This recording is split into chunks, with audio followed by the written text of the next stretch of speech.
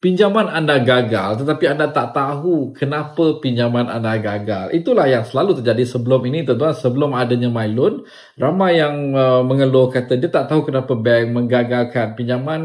Banker hanya beritahu high risk, low score dan itu sahaja.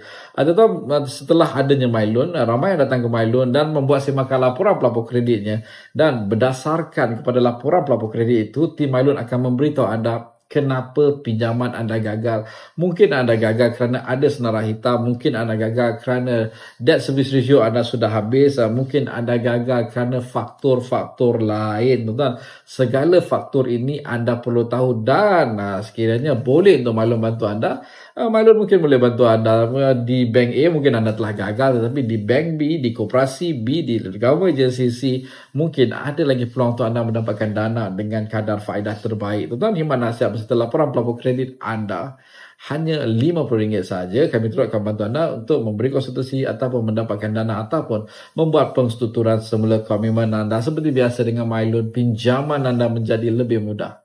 Assalamualaikum. Salam sejahtera dan jumpa lagi.